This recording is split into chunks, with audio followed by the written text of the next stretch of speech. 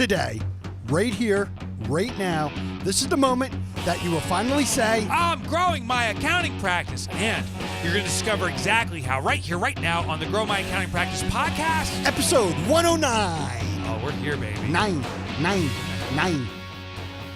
Welcome, everyone. I'm Ron Saharian, co-founder of Profit First Professionals. And I'm Mike McCallowitz, the other co-founder guy. The other guy.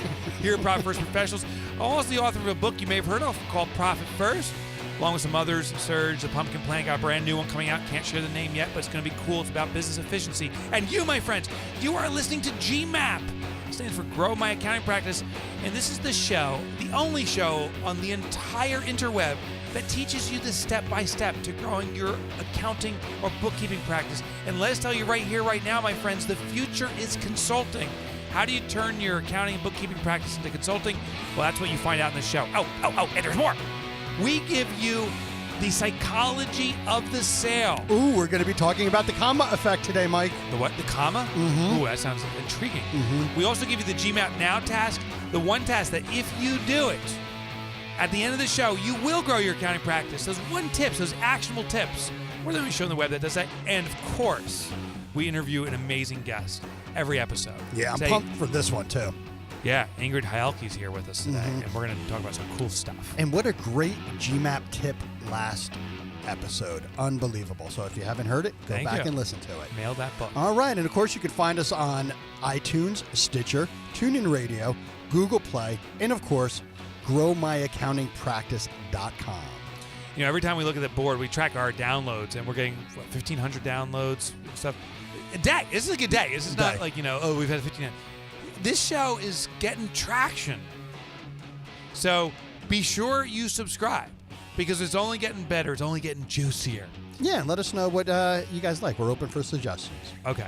Let me fade out this music here. Yeah, get out of that. So let me talk about I actually put the music back on. Let me talk about who we're speaking with today. Ingrid Heilke is a Profit First professional who has dug into profit for a very special community. And I'll give you the full intro in a little bit. Mm-hmm. But if you want to be a profit consultant, you'll see a little theme in the last couple of weeks. We're talking with PFPs and sharing their best insights and why profit is absolutely critical, regardless of the industry you're in, even if you're not in a not-for-profit industry that you're serving, right? Mm-hmm. That's the little tip.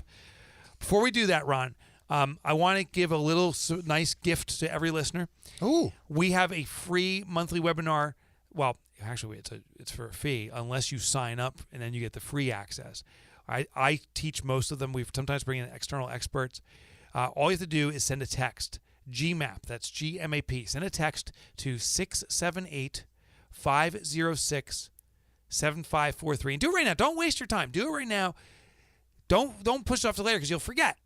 So 678-506-7543 is the number. Send GMAP there, and we'll give you a link so you can get access to all of our upcoming webinars for free. Talking about for free, or I should say for fee, because these companies pay us a fee. I want to thank Fundbox, Nextiva, and Receipt Bank. Those are our corporate supporters. These companies have been with us for eons, and they're going to be at ProfitCon, our upcoming event. ProfitCon. That's the last little promo I want to talk about is ProfitCon. But those core partners have been with us forever. If you want to learn more about them, you will at the end of the show. We'll give you details on them. They're amazing. And the last thing I want to share before we kick into the show is ProfitCon. Go to profitcon.us. That is our upcoming event. It's the only conference on the globe that's dedicated to the most important thing in the world, which is profitability. We're the conference that's doing it. It's going to be extraordinary. Plus, you get to meet all these corporate partners that are out there. Her name is Ingrid Heilke, and she is the owner of Viridian Analytics. Viridian Analytics builds the profitability and financial health of businesses in the urban planning and design sector. This sector exists to serve the public good. We all know that. However, you cannot make a true impact unless you are profitable, Ron, at least not for very long. And Viridian leverages financial analytics and strategic accounting to grow the profitability and the health of these purpose-driven businesses. Now, one thing you don't know about our guest, Ingrid Heilke. I said Heilke. Heilke. Yep. She got into finance originally to support her dance habit, but it was about 2008. She said, dance is out, but I'm sticking with the finances. Ingrid, it's a privilege to have you on the show. Welcome. Thank you. I'm happy to be here. So I hear not-for-profits shouldn't have a profit, and as I'm reading your bio, you're saying, but you have to be profitable to sustain. Something's not connecting here for me. Yeah. So, I work with, so it's not just not-for-profits. Really there's purpose-driven businesses too that are for-profits. And, there's a whole sector of people that get into the work that they do because they're driven by their impact or they're driven by their mission. Yeah. And so when you're talking about profit, I think, Mike, you said a couple minutes ago, profit is the most important thing in the world or something to that effect. And when I started doing Profit First, I was thinking, there is no way that I can get up and do a presentation on Profit First, even say Profit First, without some kind of a prologue. Because when I was, getting my education, or even in the profession that I'm in urban planning or anything where people are trying to just save the world, and you just start talking about profit and throwing that around without some kind of precursor, people's eyes are going to go blank, or they're going to be like, who is this capitalist monster? Dirty word. Yeah, they start throwing tomatoes up at the stage, all that stuff. Mm-hmm. Right. So are you talking about profit in front of people now without a prologue? So I do presentations. And I do talk about profit. I do. Profit is all over my site, but I talk about it in very specific ways. Yes. Okay. So one of the, so tell me, how do you talk about it? Yeah, it depends on the context. One of the ways is that, I have a podcast. So that is the private side of public work. So a lot of people that are in my sector, they have private businesses that are in the urban planning and design sector. And, so this sector has private businesses, it has nonprofits, it has government, right? And, they're in it because they want to make a difference. And the problem is that they're alongside all of the ills of the world, whether those are environmental ills or poverty or whatever it is. And so there's this mindset that goes very deep that, people don't necessarily give a second thought to, but that it's, maybe that they don't deserve to be making a profit, or that profit is really not necessarily foremost in their mind.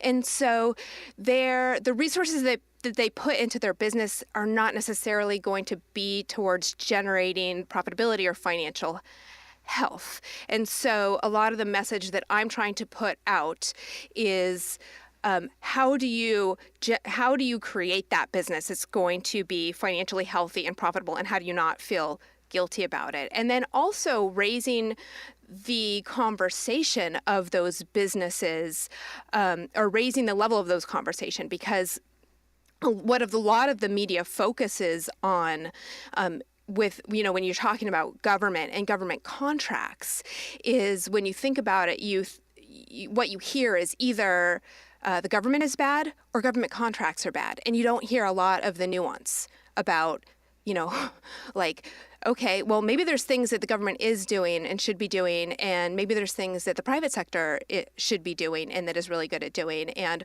what are the things that, what are the nuances about the relationships between those two sectors, and how can we talk about it in a way to make that relationship better? So those are the kinds of conversations that I'm having. How do you bridge the disconnect with profitability? Meaning, if I'm a not-for-profit, if I'm a mission-oriented business, profit's seen as a bad word. That means I'm taking money to go home and buy my vacation house as opposed to serving a mission. But, the other side is profitability means sustainability, at least from my perception. So how do you navigate that conversation?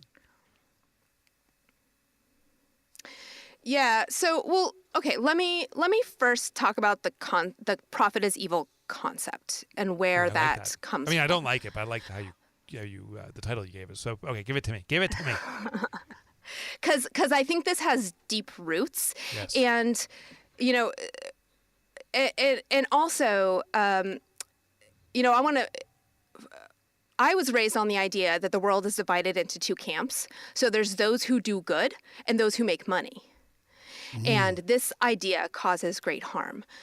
So I want to put the question out there, why do we as a society ask the people that dedicate their lives to doing some of the most important and noble work to do it at a severe discount? And how can you be expected to make an impact in the world when you're struggling to support yourself and your family? So to make a positive impact, your own financial house has to be in order. And you can't save the world if you're broke. And so I like to say, take the sage advice of flight attendants everywhere and put on your oxygen mask before helping starving children in Africa, or fixing a city, or building a cathedral, or saving the environment, or building a business. And fix your finances first and take your profit first, and don't feel guilty about it, because this approach isn't selfish. And this approach will ensure that you can apply your energy and talents to the cause that you care about in perpetuity. And I think we're all familiar with the famous idiom coined by Benjamin Franklin that implores the profiteer to do well by doing good. And indeed, those whose mission is first and foremost to make money are wise to consider their impact. But what about those of us who start with impact? So I want to flip the idiom and implore idealists to do good by doing well. So I want to be clear about what that means. So doing well is not just about making more money.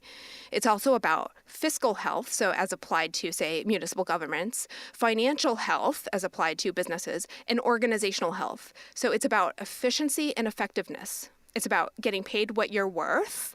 It's about minimizing organizational dysfunction and taking pride and providing deep value in the work that you do. So, wow, yeah. I mean, and then I can also talk about the profit is evil concept if you want. I want to dig into that in one second, because our listeners are predominantly accountants and bookkeepers to the show. And everything you're saying, while it translates to mission-oriented companies, I would presume translates directly to accountants and bookkeepers. They're mission-oriented too. Yeah, they're here to help businesses become healthy, really healthy. And, they're probably sitting here going, absolutely. But how do I do that? So what's your thoughts about specific to accountants and bookkeepers? Does this translate one for one directly? I think it applies to a certain extent to everybody. I think that everybody, to varying degrees, has their own money mindset and has their own kind of hurdles that they need to overcome in terms of making money. And depending on where you come from and what your upbringing is in relation to money, that can be really variable. If you come from a very liberal household that says, that money can't buy happiness, and what's really important is the impact that you make in the world, some of those hurdles might be a little steeper. So those are some of the things that I'm trying to get at in terms of the people that really are going into a career that is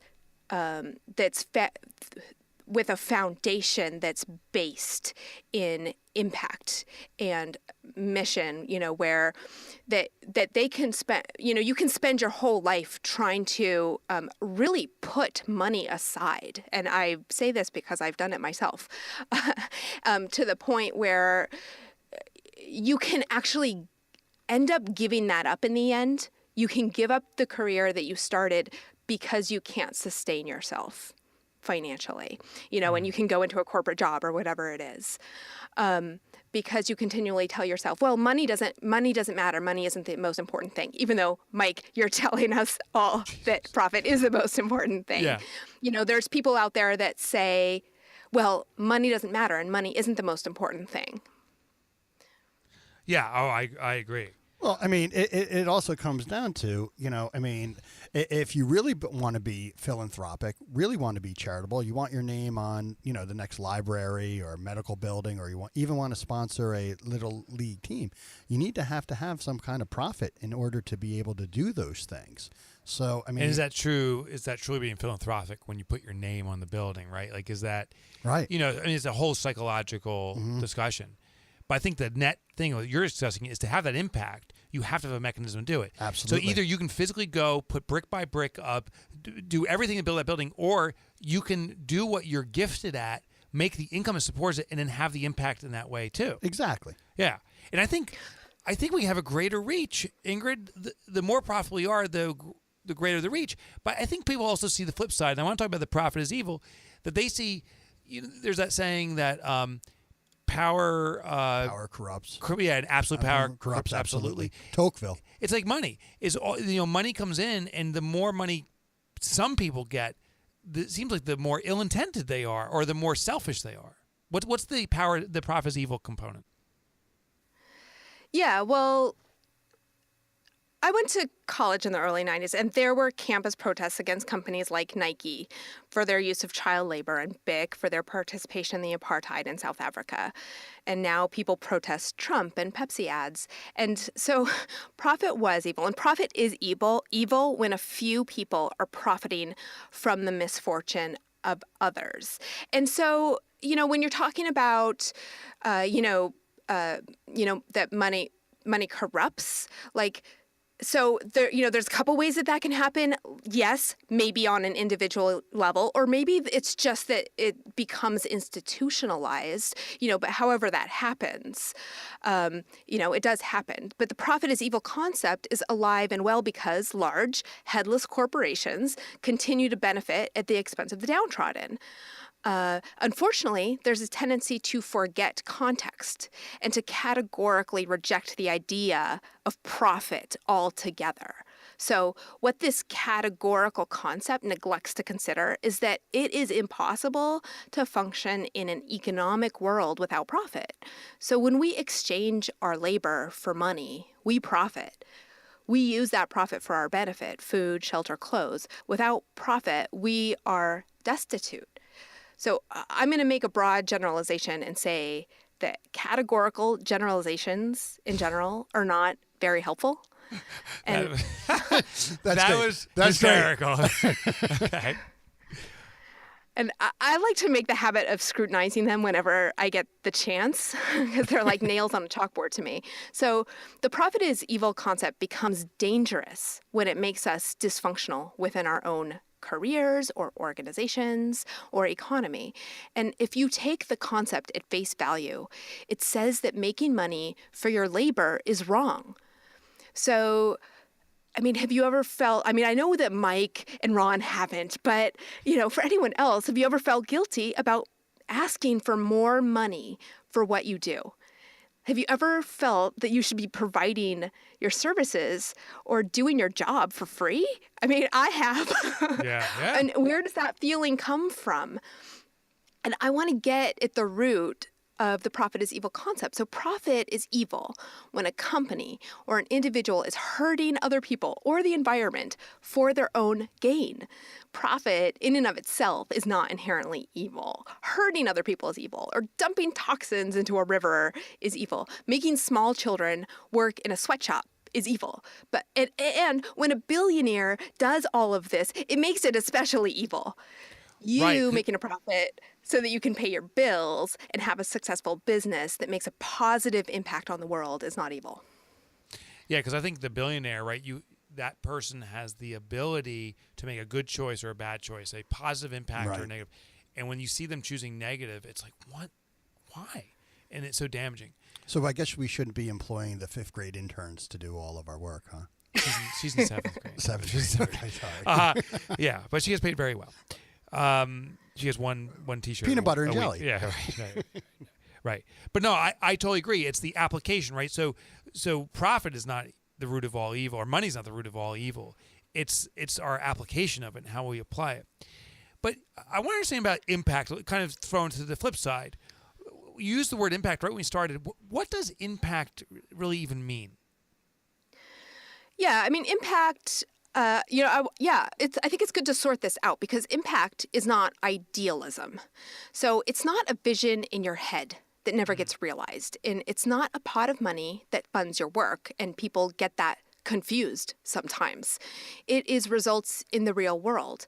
So, if we can explore the difference between daydreaming and doing, daydreaming is images flashing on the inside of your brain.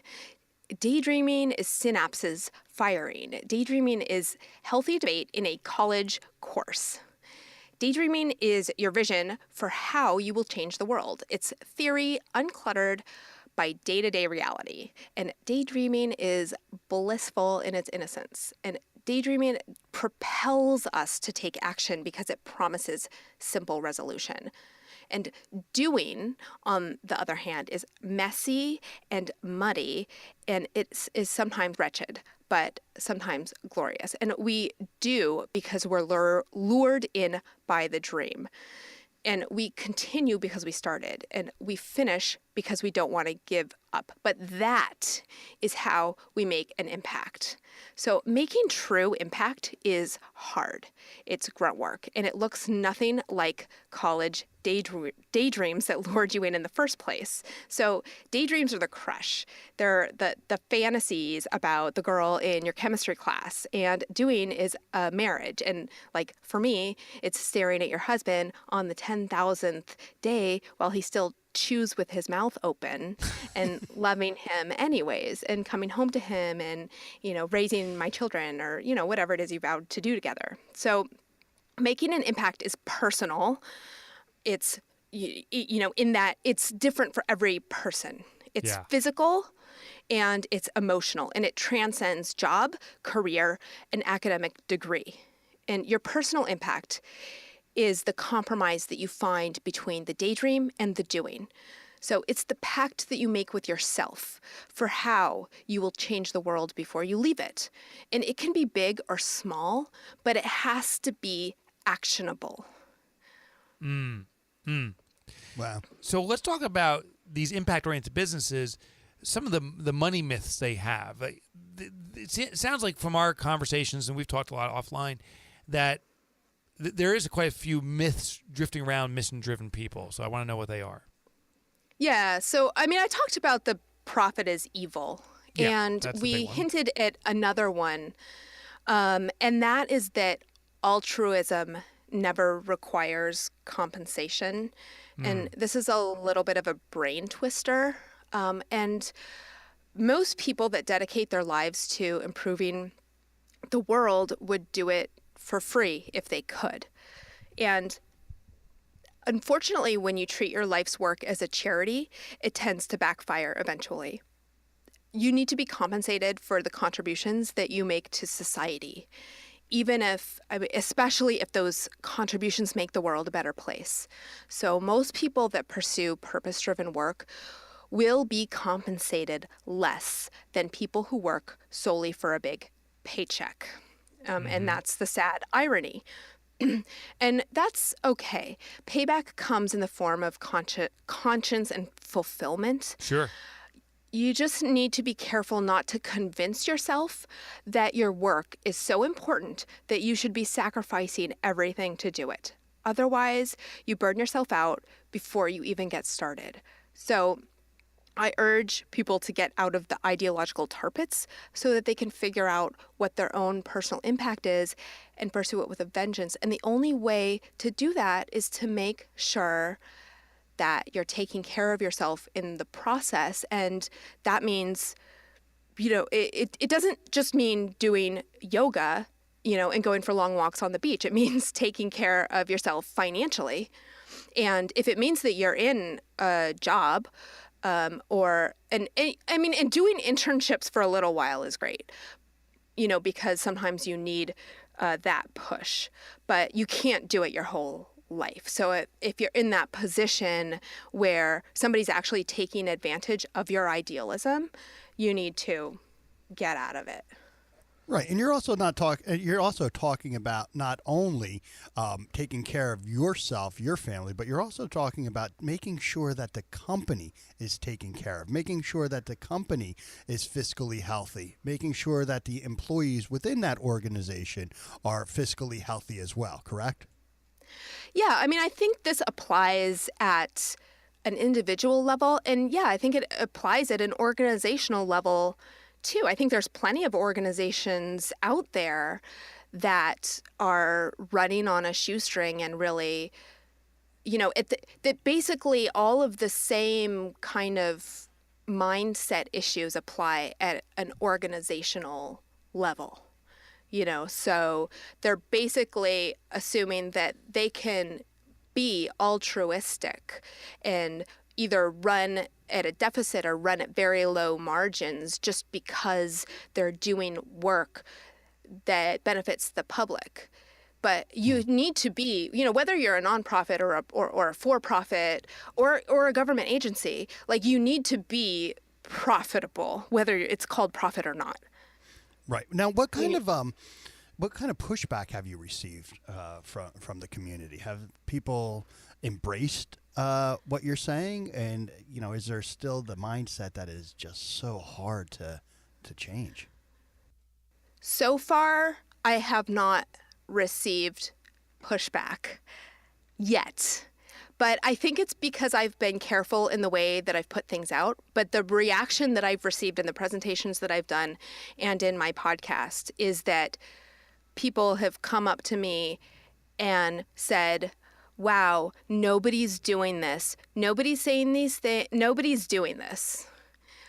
Both with regards to curiosity about, the way that I talk about profit, and also the fact that I'm working on, that I'm a CFO within my sector, because within my sector, people that do finance, they do it they get their PhDs and they become economists, or they're doing like municipal fiscal policy. So they don't really go into supporting the decision-making and financial health of businesses. So it's mostly the reaction that I've gotten has been interest and curiosity and excitement. So I know the myths now. I jotted down that a third one, the self-sacrifice you were talking about, that self-sacrifice is a necessity to do good, to have impact. I understand the misunderstandings people have about profitability, especially in the mission-driven space. With all that understood, how do you put this into practice now? Yeah. One thing is that you commit to your personal impact.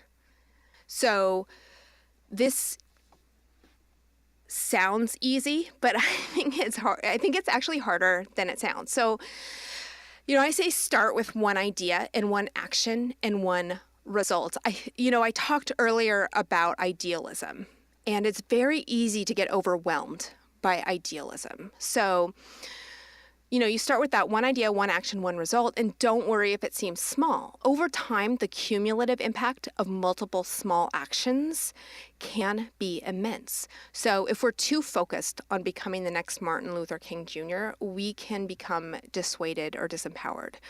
We look at the grandeur of King's impact on history and feel that nothing we can do would matter. Or, if you think about writers, they're like, oh, there's no new ideas.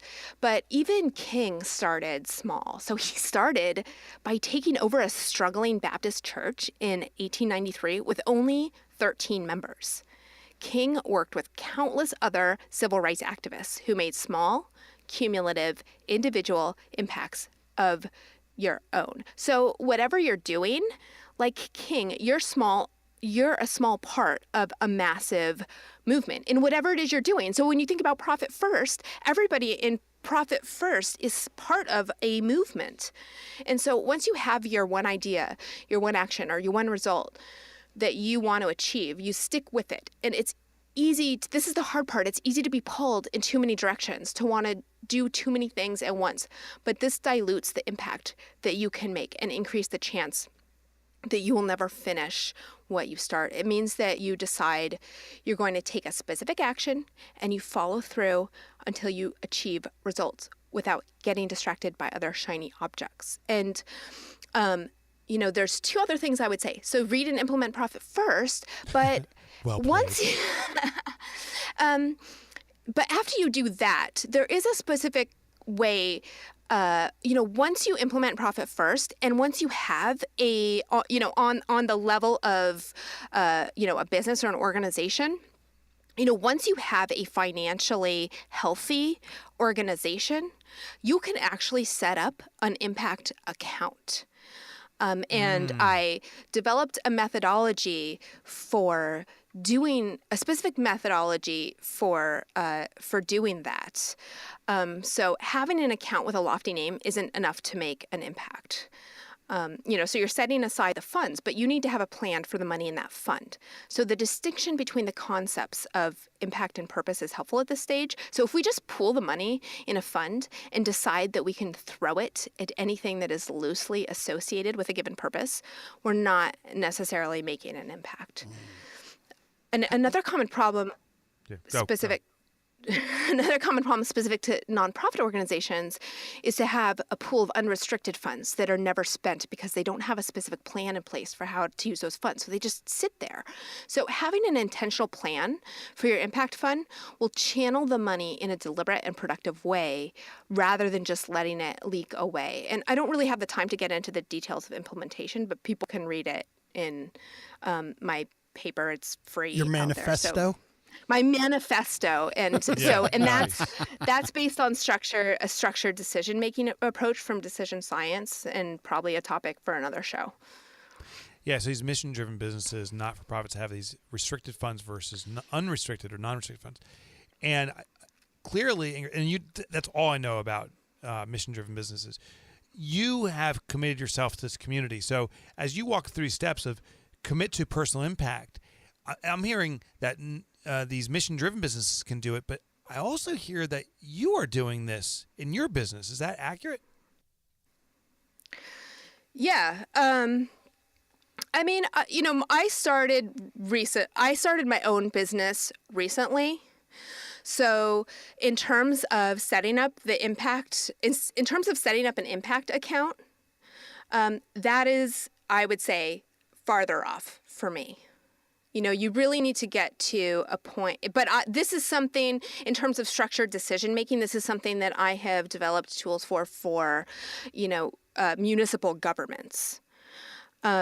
So yeah, in terms of setting it up in my own business, this is something I would never recommend to a business that is not at the point where they're generating profitability and really just rocking it. So I'm still in a startup phase.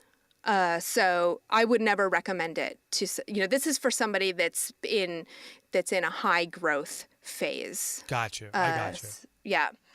And what also became clear and apparent as you're going through this is by focusing on a niche, you've determined ways to take profit first, your consulting services, and modify it to fit this community specifically. Yes, exactly. Yeah.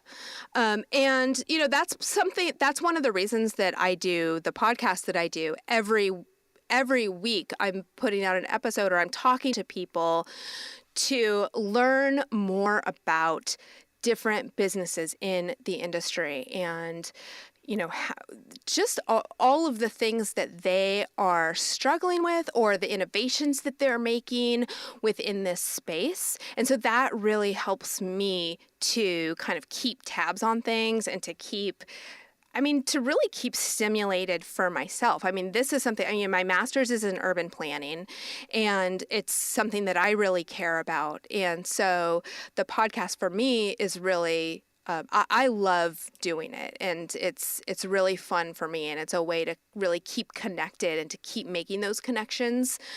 And to really keep innovating within my own business and thinking, how can I support my clients strategically? So, I'm not just doing the accounting. I provide the accounting because there's a need there. But what I'm really interested in doing and what I really excel at doing is working with people on a strategic level. So what are the decision points that people have over the course of their business? So that might be in the course of growth. Are they building out products or services? Are they trying to figure out how to help their customers, whether that's government or whoever it is, make decisions? And so identifying those decision points and then really developing the tools and services that are going to help them navigate their business and using the financial data to do that. And that's very specific to my business, and it has to do with government contracting. It has to do with carrying out their missions and organizational learning and all sorts of things.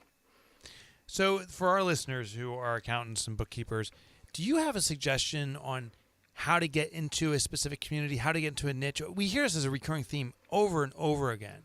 And I think some of our listeners are still struggling, saying, but what niche is for me? How did you do it, and what suggestions do you have for our listeners? Oh, well, it was very clear for me because this is what my background is. So, I mean, all of my education is in my niche. And I worked for the EPA doing social science research and supporting municipal decision making. So, I got to this juncture and said, well, I want to combine my superpowers in finance. And, instead of supporting municipal decisions, I want to support the decisions of private businesses within my sector. And I think a lot of the details worked themselves out over time about what that would look like. So the way that I came at it was a little bit reverse, I think, for a lot of PFPs, because I think that a lot of PFPs are starting out with bookkeeping or accounting practice. Yeah. But, I think that the lesson is that find something that you find intellectually fascinating and become a student of that. For me, it's easy because I'm really an expert in the field. So the conversations that I can have with people are fairly seamless, and it's very easy for me to understand the barriers and things that they're going through. But really, you insert yourself and start to ask the kinds of questions, look at those decision points. I think that that's really key, is understanding what are the decision points that a business owner is making, and that really extends beyond finances. Think about all aspects of their business and start thinking in terms of put yourself in the shoes of the business owner and not just thinking about the accounting. Yeah. Powerful stuff. What do you find intellectually fascinating? Well, Ingrid, I found this presentation, this discussion fascinating. Ingrid, where can the folks listening to the show learn more about you and your podcast, The Private Side of Public Work? Yeah, The Private Side of Public Work. So there's a website, privatesideofpublic.work. It's also, you can find it on iTunes, Stitcher, SoundCloud, Google Play. And my company is profitside.work. That's the easy URL. And my email is ingrid@veridiananalytics.com. Veridian is VIRIDIAN. And if you want a copy of why you must make a profit to make an impact and why profit is not a dirty word, if you want a free copy of that, you can get it on my website, or you can also just text Impact V1 to 44222. How come Ingrid has such an easy text and ours is like so complicated? I know, ours is like a mile long. I don't know. Because profit is evil. I didn't want to spend any money. I don't know. Ingrid Heilke, thank you so much. Great stuff. Keep doing what you're doing. Thank you. I loved it. And everyone listening in, we're going to have this all in the show notes too, all those links. But for God's sake, listen to our podcast. Subscribe to it. You're going to learn some powerful stuff. And maybe you're not working in the public space, but maybe you're trying to do your own podcast. Maybe you're trying to help clients become profitable. There's always learning to be had in a diverse set of knowledge. Yeah, and listen, Ingrid is clearly using profit-first framework and techniques for nonprofits, churches, impact-minded companies. And one of the things is don't necessarily judge the book by the cover. This is profit-first is really a way to sustain these types of these mission-driven businesses. You're totally right. Yeah. All right, Ron, you know what we got to do. We're going to summarize what we learned. We're going to pull out that weapon of yours and talk about the psychology of sale. We're going to do the GMAP Now task. But first, we always love to thank our corporate partners. Actually, I've changed the term to corporate supporters recently. I don't know if I like that better now. But our corporate partners, or corporate supporters if you prefer, that make the show a reality. Do you want to do the honors today? Yeah, absolutely. Funbox, Cash Flow Accelerator. If your customers or you are looking to are a little back of your receivables, reach out to Funbox. They will absolutely assist you. Next is Nextiva, one of the best phone systems I've ever, not one of the best phone systems that I've ever been a pleasure to work with. Voice over IP, great customer service. Then, of course, there's Receipt Bank, a time-saving app that I use every single day. Not only do we use it, but our accountants use it. Everybody uses it. And who doesn't like filling out expense reports? I don't. So here you go. If you're running a sales organization, you need Receipt Bank. Yeah, and if your clients are running a sales organization, you're doing their accounting or bookkeeping, they need to. Yeah, or even if you're, you have a business that's on wheels. Yeah. You need receipts, gas, all the stuff. So this stuff, maybe it's perfect for you. It's absolutely perfect for your clients. And the Nextiva, I am jealous. I actually have achieved Nextiva jealousy with your phone. Yeah, I'm like, I gotta get that phone. It is something. It's yeah. You upped a level. I still have the original, and now my God. You have the dial in? Do you have the dial phone? No, the original Nextiva. Not yeah. Can you imagine the old rotary phone? We should get that. All right, Ron. Let's talk about what we learned today. Do you want to go first? Yeah, no, it was great. I mean, we speak with Ingrid on a regular basis, so a lot of what Ingrid was sharing with me wasn't necessarily new, but I always find it fascinating, and especially when Ingrid was talking about impacts are in the results in the real world. I mean, in order to achieve results, you're going to have to do things. You're going to have to get messy. You're going to have to get muddy. You're going to have to be effective, and you're going to have profit in order to sustain the impact, the doing. So without having that money, there's no more doing.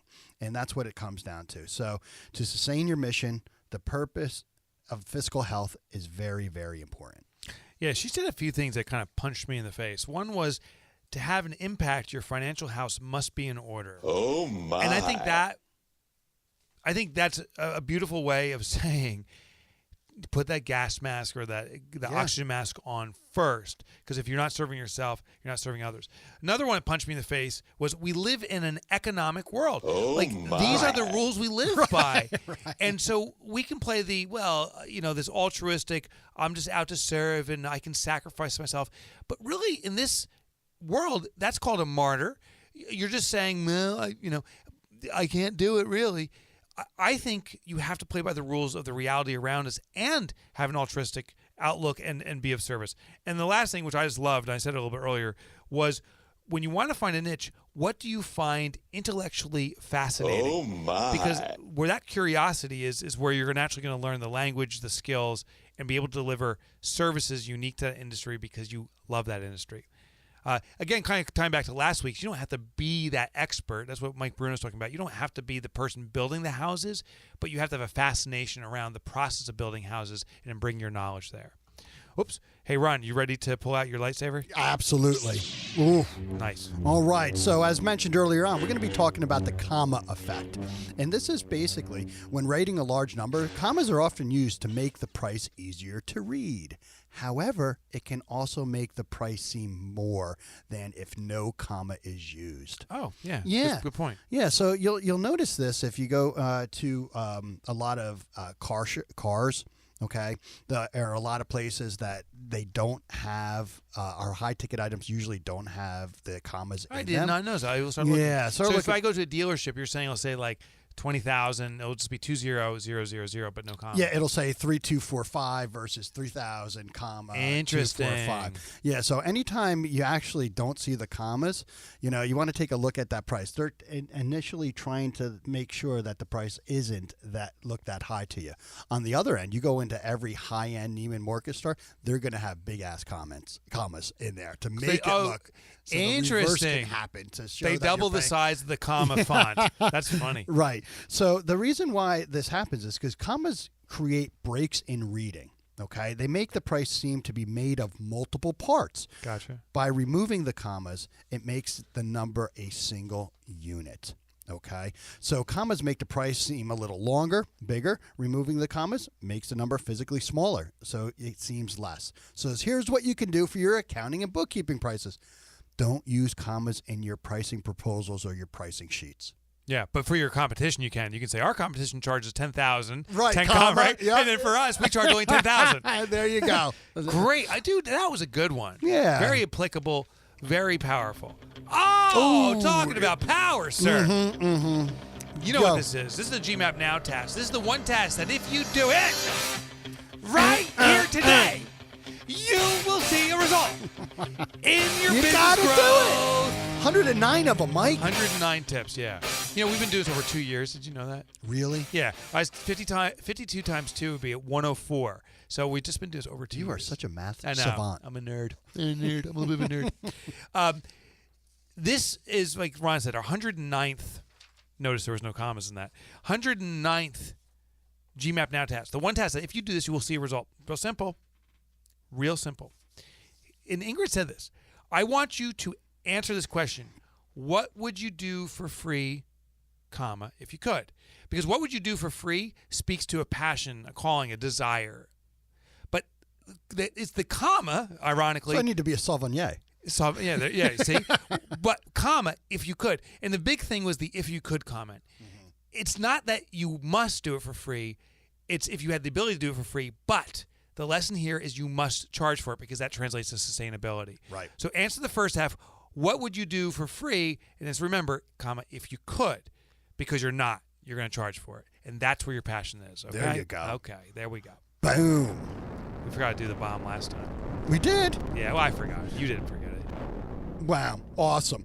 And you know what, Mike? One of the things that I just realized that last episode, Mike Bruno, this episode with Ingrid, these are the new age accounting professionals. Oh, my God, Ron. Lay it on They me, really sir. are. They're coming from a consultative approach. They're Yes. coming to be proactive. Yes. It's amazing. Like, so these are former business owners, worked in industries, and now they're realizing that, you know, things can be done a little better by being a little bit more proactive, Yeah, the world's starving for these folks. yeah. So if you're looking to make the change, Yeah, if you're looking to make the change, go to profitfirstprofessionals.com right now. right? absolutely. And what a great episode. Thank you very much, Ingrid. We really appreciate it. And I want to thank all you listeners for joining us today. You can review us on iTunes, Stitcher, Google Play, TuneIn Radio, and of course, we would love to get your 5-star ratings, but your feedback is also important. Yeah. Yeah, and a 5-star with feedback saying you're amazing. Oh, that's even better. That's my favorite. Yeah, but you know, whatever is honest, we just want your honest opinion out there, and we want to hear your questions too. We check it out, and please do visit us at profitfirstprofessionals.com. You can tell Ron and I we have fun here, but this is our passion. Mm-hmm. This is truly a calling.